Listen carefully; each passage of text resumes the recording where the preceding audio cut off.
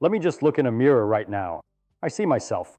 I raise my right hand, and my reflection raises its left hand. That's strange, isn't it? But my reflection's head is still up, and my feet are still down. So we say the mirror flips left and right, but not up and down. Everybody accepts this. It's common sense. It's what we see every day. But here's the thing about common sense, and this is important. Common sense is what you get from experience, and experience can be deceiving, because it's based on how we've learned to interpret what we see, not necessarily what's actually happening. The world doesn't care what we call things. It just follows the laws of physics. So let me think about this carefully. What does a mirror actually do? A mirror is just a surface that reflects light. That's all it is. Light comes from an object. It bounces off the mirror, and that light travels to your eye. When the light reaches your eye, your brain reconstructs where that light came from, and you see an image. But the mirror itself is just reflecting light. That's it. Now, the law of reflection is very simple. It's one of the most basic laws in physics. When light hits a mirror at a certain angle, it bounces off at exactly the same angle on the other side of the normal. The normal is the imaginary line perpendicular to the surface. This is called the law of reflection. The angle of incidence equals the angle of reflection. That's it. There's no left, there's no right, there's no up, there's no down. Just angles. Let me trace what actually happens. Imagine you're standing in front of a mirror, and I want to know what you see. Light from the top of your head goes to the mirror and comes back at the same angle. Light from your feet goes to the mirror and comes back at the same angle. When all these light rays reach your eye, your brain says, okay, the light came from here, so the image must be here. And you see yourself standing upright, head up, feet down. The geometry works out because of how you're standing. Now, let me ask you a different question. If I hold up a sign that says food, and I look at it in the mirror, what do I see? I see DOF. The letters are backwards, but they're still right side up. Why? This is where it gets interesting. Let me think about which direction the letters are actually flipped. When I hold up the word food, the F is on my left side of the sign. In the mirror, the F appears on the right side. So we think the mirror has flipped left and right. But wait, let me think about this differently. Let me be very careful here. The letter F is on the same left side of my body. My left is the left side as I face the mirror. Now in the mirror, where does the F appear? It appears on my right side in the image. But that's not left and right, that's front and back. Let me explain this better. Imagine you're sitting in two chairs.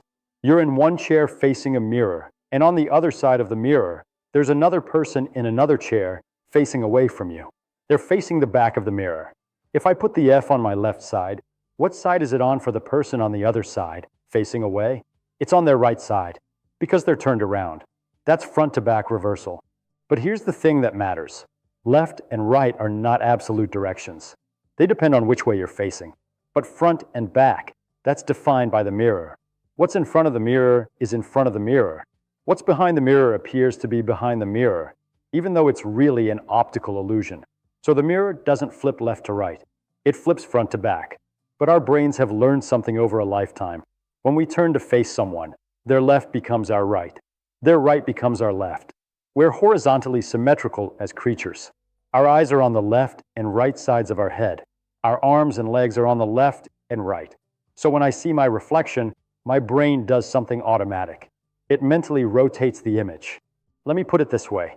Imagine you have a friend and you're standing facing each other. You raise your right hand. Your friend sees the hand on their left side. That's because you're facing different directions. Now imagine if your friend was standing exactly where you are, but you're looking at them through a window made of glass that's completely transparent. You look at them through the glass. You raise your right hand. They see your hand on their left. That's just perspective. A mirror does something similar. The mirror sends light back along the path it came from. It's like a very special kind of window where light bounces back. And when the light reaches your eye in a reversed front-to-back configuration, your brain interprets it by mentally rotating it to match what another person facing you would look like. And that's the key insight. The mirror is only doing one thing, flipping front to back. That's it. Everything else follows from how our brains interpret spatial information and how we're built. Now, why doesn't the mirror flip up and down? Let's think about that carefully. The light from the top of my head travels down to the mirror at some angle and reflects back up to my eye. The light from my feet travels down to the mirror at some angle and reflects back up to my eye. Both are following the same law of reflection. The geometry works out so that up and down are preserved. Why? Because of where I'm standing. I'm standing on the ground. Gravity defines up and down for me. The mirror is vertical. So when light from my head comes down at an angle and bounces back at the same angle, the mathematics works out so that the head stays at the top. When light from my feet comes down and bounces back, the feet stay at the bottom. The up-down relationship is preserved geometrically. But here's what's important. If I lie down on top of a mirror lying flat on the ground, now up and down are flipped. If I stand to the side of a mirror, the flipping changes too. If I tilt the mirror, the flipping changes again. The mirror itself doesn't know about up and down or left and right. It just reflects light. The geometry of how we stand in front of it and how gravity orients us determines what gets flipped and what doesn't. This is the key insight, and I want you to really understand this. The mirror is completely objective. It doesn't care about our concepts of left, right, up, or down. It doesn't choose to flip anything. It obeys the laws of physics, which are the same whether you're a human, a fish, a starfish with no handedness, or anything else. Every creature would see the same thing from a mirror because the physics is the same. The universe doesn't know about left and right. Those are human concepts. But our perception of what the mirror is doing is colored by our own orientation. We evolved to stand upright. We have eyes that face forward. We have left and right sides. We understand the world in terms of what's in front of us and what's behind us. We have a front and a back. So when the mirror flips front to back, we interpret that through the lens of our own symmetry and orientation. And because we're symmetrical left to right, we perceive that front to back flip as a left to right flip. Let me give you another way to think about it. Imagine you have a pair of gloves, a left-hand glove and a right-hand glove. If you look at the right-hand glove in a mirror, it looks like a left-hand glove. That's because the mirror has reversed it front to back. And when you reverse a right-handed object front to back, it looks like a left-handed object. They're mirror images of each other. This is called chirality in chemistry and physics. Objects that have handedness. A right hand and a left hand are chiral. They're mirror images of each other, but you can't superimpose them on top of each other. No matter how you rotate and flip a right-hand glove, you can never make it exactly fit a left-hand glove. They're fundamentally different. Now, why is that? Why does front-to-back reversal make a right-handed object look left-handed? Because handedness is defined by a relationship between your fingers and your thumb. A right hand has fingers that curl in a certain direction relative to where the thumb points. When you reverse that front-to-back, imagine peeling off a glove and turning it inside out. Now the curl direction is different. The handedness has flipped. But why specifically does it appear as left and right? Why not just say it looks different? Because we perceive handedness as a left-right property. We're horizontally symmetrical. We have a left side and a right side. That's how we naturally categorize differences in handedness. But the mirror isn't creating that. It's just reversing front to back. Our brains are interpreting that reversal as left-right. There's a psychologist named Michael Corballis who studied this really carefully. He argues that when we look in a mirror, we mentally rotate our reflection. We unconsciously imagine that the person in the mirror is us, but turned around to face us. And when you rotate something 180 degrees around a vertical axis, the axis of up and down, you get a left-right reversal. Think about it. If I'm standing here and someone exactly like me walks toward me and then turns around to face me, from my perspective, their left is now on my right. So when my brain rotates the mirror image to compare it to myself, it sees a left-right flip. But that's not the mirror doing it. That's my brain doing it as a way to understand the image and compare it to my own body. Here's another crazy thing. The ambulance is painted with the word backwards on the front. People always say, see, mirrors flip it so you can read it in your mirror. But if you think about it carefully, the ambulance driver is not looking in a mirror. The ambulance driver is looking out through the windshield at the road. The word is painted on the outside of the ambulance, and the driver is behind it. If you sit behind something and look out, you're not looking at it through its front. You're looking at its back. And if you look at the back of a word, it's backwards to you naturally. It has nothing to do with mirrors. The driver sees the backwards word naturally because he's behind it. His brain doesn't interpret it as a mirror flip. He's just looking at the back of something painted on the front of the ambulance. It's a very clever design, but it has nothing to do with mirrors. Now, when you look at the ambulance in your rearview mirror as it approaches you, you're seeing it in a mirror which flips it front to back. But to you, as a car driver sitting in your car, that front to back flip looks like a left-right flip because of how you interpret rotation. You see the ambulance approaching, and you mentally interpret the image as if the vehicle were rotated toward you. And when you do that rotation, left and right appear to swap. But it's not the mirror doing it. It's your interpretation. So even this ambulance thing, which people use as evidence that mirrors flip left to right, is actually evidence that mirrors flip front to back. Now, I want to emphasize something important here. The mirror is not applying some rule about left and right. It's not choosing to flip anything. It's just reflecting light. The physics is completely symmetric and objective.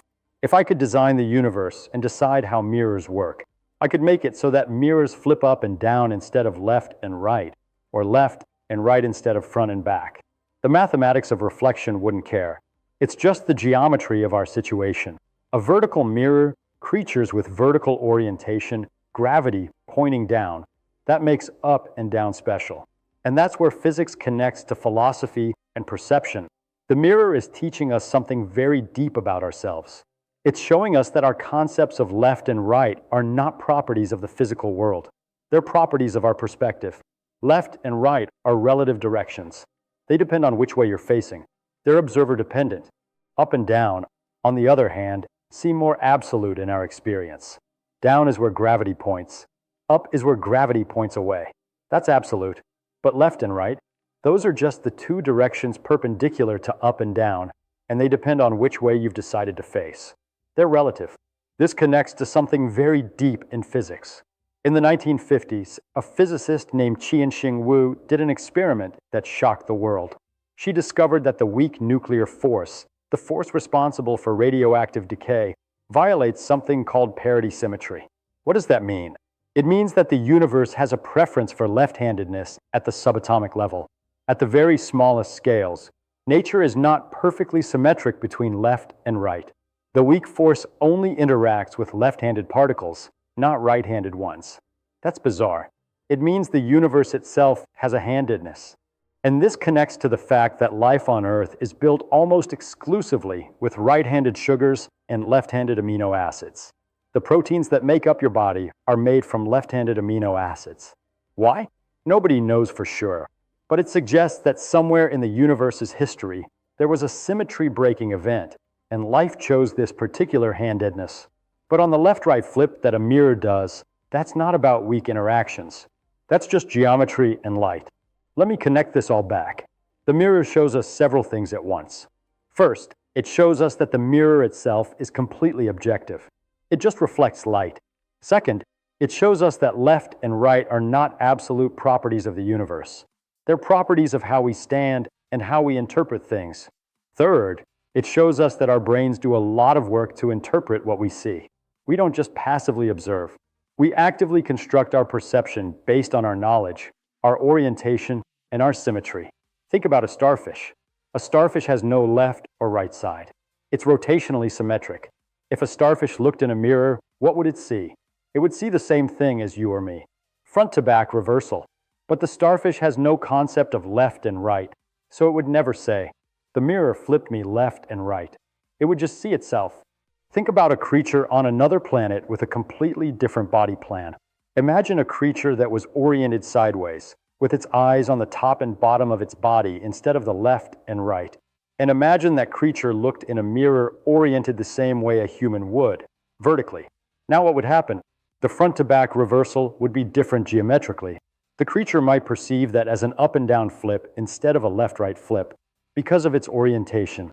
So the way the mirror flips things depends on how we're oriented relative to it. But the mirror itself always does the same thing. It reverses front to back. Everything else is interpretation.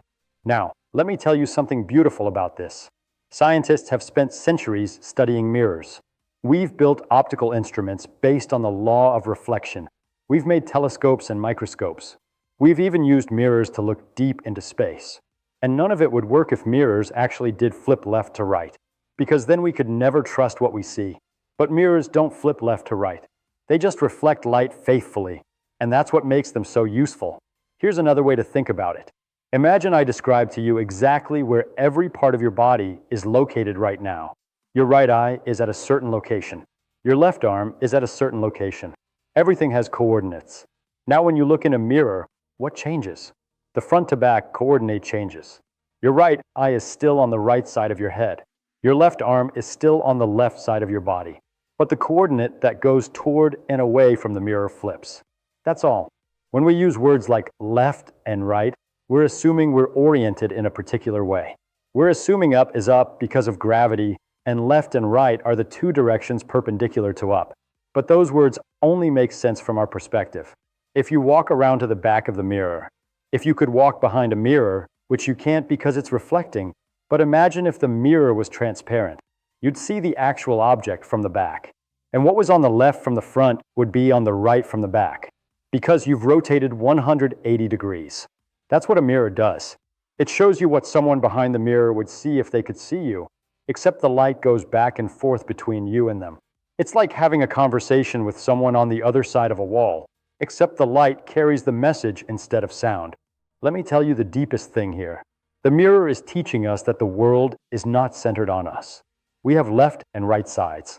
We interpret the world from a particular orientation, but the universe doesn't have left and right. The universe has physics, and the physics is the same from every angle. When you look in a mirror and see what appears to be a left-right flip, you're not discovering a property of the mirror. You're discovering a property of yourself. You're discovering that you're a creature with a particular orientation, with particular symmetries and asymmetries, and your brain has learned to interpret the world through that lens. So the answer to why do mirrors flip left and right but not up and down is really, they don't flip left and right. They flip front and back. And the reason we perceive that as left and right is because of how our brains interpret spatial information, how we're built, and the fact that we're horizontally symmetrical. The mirror is a wonderful thing to think about because it makes you realize how much of what we see depends on interpretation, not on the physics itself. The physics is simple. Light bounces at the same angle. That's it. The angle of incidence equals the angle of reflection. Everything else follows from that simple law and how we stand in front of the mirror. And that's the really interesting thing about this. This is a perfect example of why you have to be careful with language and how you frame problems. If you accept the framing of the question, why does the mirror flip left and right? You'll spend your whole life trying to figure out a property of mirrors that doesn't exist. But if you ask a better question, what does the mirror actually do? What does the law of reflection actually tell us? How do my brains interpret what I see? Then you can figure out the real physics. That's the way to think about these things. Don't accept the question as given. Think about what's actually happening. Ask yourself, am I using words that might be misleading me? Am I interpreting physical reality through a framework that might not be correct? Am I assuming something is a property of the object when it might actually be a property of how I perceive the object? The mirror isn't magic. It's just physics. And the physics is beautiful in its simplicity. But our perception of it, that's much more complicated. And that's where the real puzzle is. That's where the real learning happens. Not in understanding the mirror, but in understanding ourselves and how we interpret the world around us. So the next time you look in a mirror and you see your reflection, remember, the mirror isn't flipping you left and right. It's reversing you front to back. And the fact that that looks like left and right to you, that says something interesting about you, not about the mirror.